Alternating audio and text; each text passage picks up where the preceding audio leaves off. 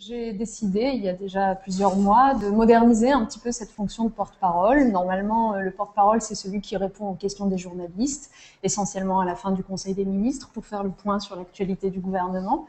Eh bien, dans un premier temps, je me suis dit que je voulais aussi répondre aux questions des Français directement. Donc, j'ai organisé tous les mois un porte-parole à décentraliser, des réunions publiques un peu dans plusieurs villes de France où devant 200, 300 habitants, je réponds à leurs questions. Et la nouveauté aujourd'hui, c'est que je me suis dit qu'après tout, il y avait un bon levier aussi pour entendre les interrogations des Français et y répondre, c'est le numérique. C'est un outil que je pratique moi-même beaucoup, souvent, c'est un peu ma génération. Et donc, du coup, aujourd'hui, je propose qu'on puisse se lancer dans cette expérience et j'espère qu'on la renouvellera souvent. Je vous demande donc, qu'est-ce qui vous a motivé à faire le choix, depuis l'arrivée de François Hollande à la présidence de la République, de légiférer sur des réformes sociétales, plutôt que de vous occuper de ces 5 millions de chômeurs qui sont aujourd'hui à la recherche d'un emploi, et de mettre en place des solutions pérennes pour les jeunes qui se sentent aujourd'hui, comme moi, abandonnés?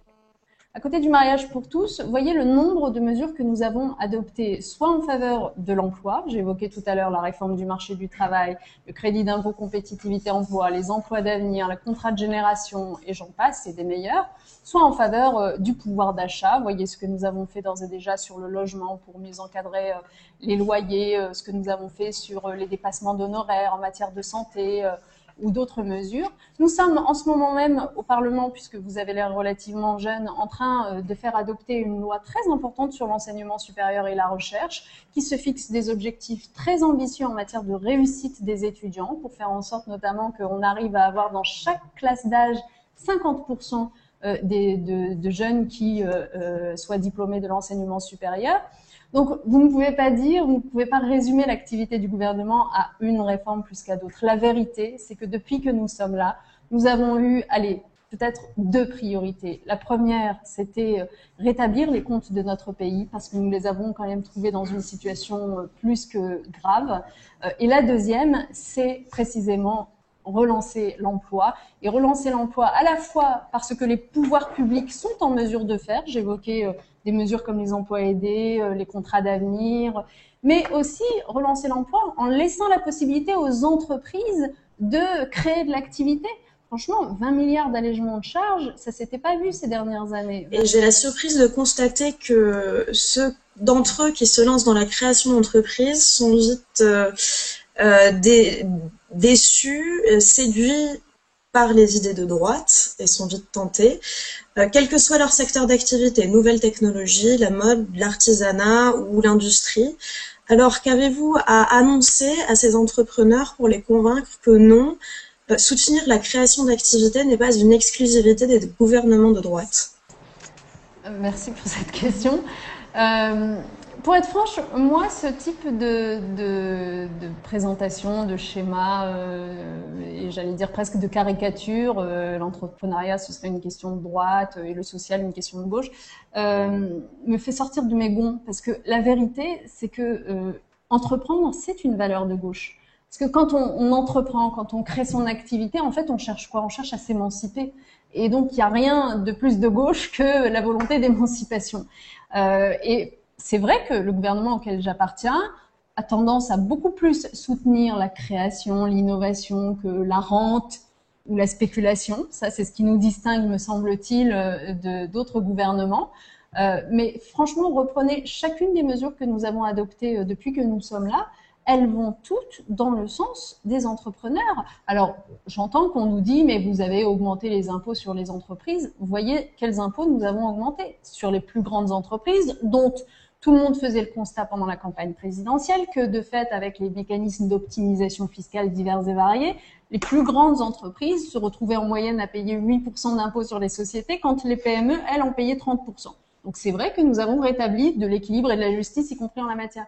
Maintenant, prendre un tweet qui nous vient du compte Twitter Droite Décomplexée et qui se demande, au lieu de mettre en place la théorie du genre, ne devrions-nous pas renforcer le français et les mathématiques à l'école, j'imagine? Votre question, comment il s'appelle? Droite Monsieur. Décomplexée. Votre question, monsieur, aurait un sens si nous nous apprêtions à introduire une théorie du genre à l'école ou même ailleurs. Mais la théorie du genre n'existe pas. Ça n'existe pas. En tout cas, je ne l'ai jamais rencontré. Ça n'existe pas. Quand on parle de genre, ce qui existe, c'est les études de genre. Dans plusieurs champs disciplinaires, sociologie, psychologie, etc., vous avez en effet des chercheurs qui s'intéressent à la façon dont la société organise une relation d'inégalité entre les hommes et les femmes. Que des chercheurs étudient les mécanismes à l'œuvre pour nous aider, nous, pouvoir public, à les combattre, c'est très bienvenu. Et moi, je soutiens les études qui portent sur ces sujets. En revanche, de théorie du genre, je ne connais pas. Et ce que nous voulons introduire à l'école, ça c'est important, c'est un apprentissage à l'égalité entre les filles et les garçons. Pourquoi est-ce qu'il faut introduire cet apprentissage à l'égalité entre les filles et les garçons?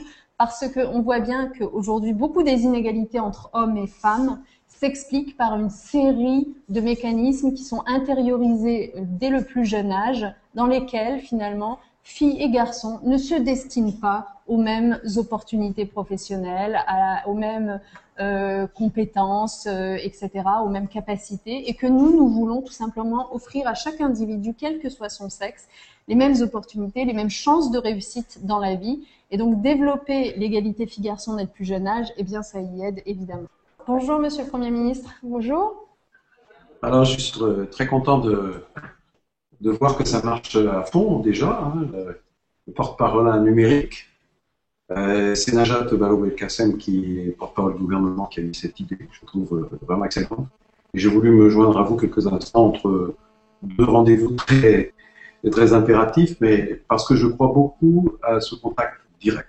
J'ai pratiqué plusieurs fois encore récemment des échanges, mais là c'est tout à fait original parce qu'on peut se voir parler. Et on sait que le numérique, c'est un outil formidable d'échange dans les deux sens. Hein. Et puis, moi-même, il m'arrive de communiquer avec ma famille, parfois très éloignée à l'autre bout du monde. On se parle, on se voit et ça rapproche. Et donc, je trouve que ce porte-parole numérique, ça fait difficile à dire, c'est l'avenir parce que je pense que les citoyens ont besoin de pouvoir s'exprimer directement. D'ailleurs, la raison pour laquelle le gouvernement a décidé de lancer un très grand plan d'équipement de tout le pays, y compris les régions les plus éloignées, les grandes villes, les grandes métropoles, pour un réseau très haut débit Internet, pour que tout le monde puisse en bénéficier, citoyens, associations, entreprises. Alors voilà, je suis à votre disposition pour échanger avec ceux qui le souhaitent quelques instants. On a vu aussi beaucoup de questions et d'émotions sur Twitter à propos de ce qui est arrivé à Clément Méric. Est-ce que vous aviez une réaction sur ce sujet? J'étais cet après-midi devant les sénateurs pour répondre aux questions du gouvernement et j'ai fait une déclaration au nom du gouvernement. Je peux vous redire ce que j'ai dit en résumé. Lorsque les Français, en se réveillant très tôt ce matin, ont entendu à la radio le crime dont a été victime Clément Méric, je crois que chacun était profondément marqué par cette information. Je pense qu'il y a actuellement une grande émotion qui est partagée et de solidarité avec ce jeune, avec son père, avec sa famille, avec ses amis. Parce que dans notre pays, on n'imagine pas qu'il y a une telle violence. Il y a de la violence. Il y a de la violence, des règlements de compte. Malheureusement, on apprend souvent, et trop souvent, des meurtres. Mais là, il s'agit d'un crime vraiment contre un autre jeune qui ne partage pas les mêmes idées. Et donc, on ne peut pas supporter dans notre pays le racisme, on ne peut pas supporter dans notre pays l'antisémitisme, la xénophobie, la peur de l'autre, l'homophobie. Il y avait tout ça derrière. Donc, les auteurs présumés ont été arrêtés par la police, sont présentés à la justice.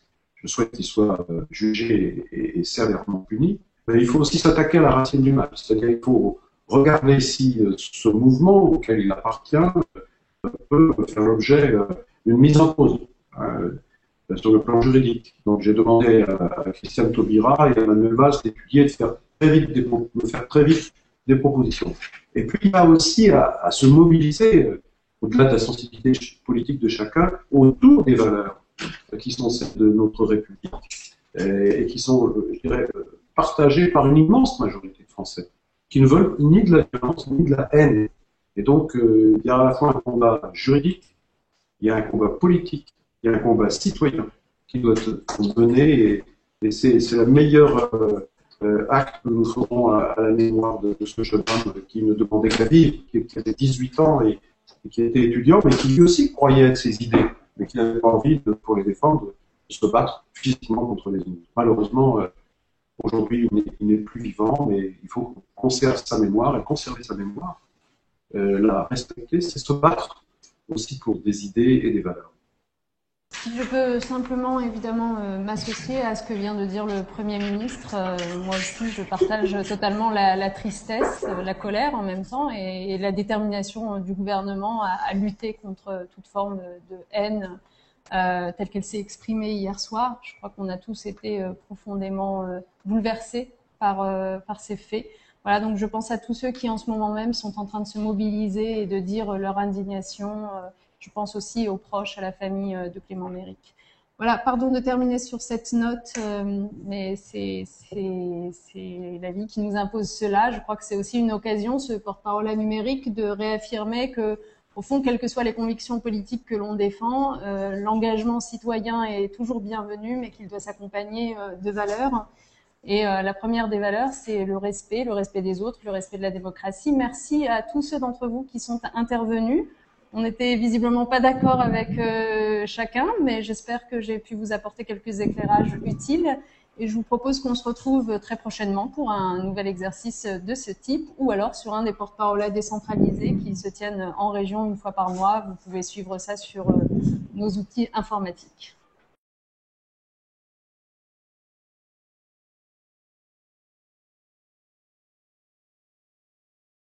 Je peux simplement évidemment m'associer à ce que vient de dire le Premier ministre.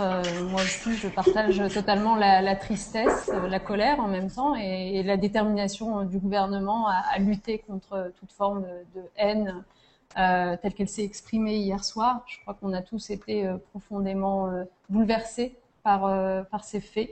Voilà, donc je pense à tous ceux qui en ce moment même sont en train de se mobiliser et de dire leur indignation. Je pense aussi aux proches, à la famille de Clément Méric. Voilà, pardon de terminer sur cette note, mais c'est la vie qui nous impose cela. Je crois que c'est aussi une occasion, ce porte-parole numérique, de réaffirmer que, au fond, quelles que soient les convictions politiques que l'on défend, l'engagement citoyen est toujours bienvenu, mais qu'il doit s'accompagner de valeurs. Et la première des valeurs, c'est le respect des autres, le respect de la démocratie. Merci à tous ceux d'entre vous qui sont intervenus. On n'était visiblement pas d'accord avec chacun, mais j'espère que j'ai pu vous apporter quelques éclairages utiles.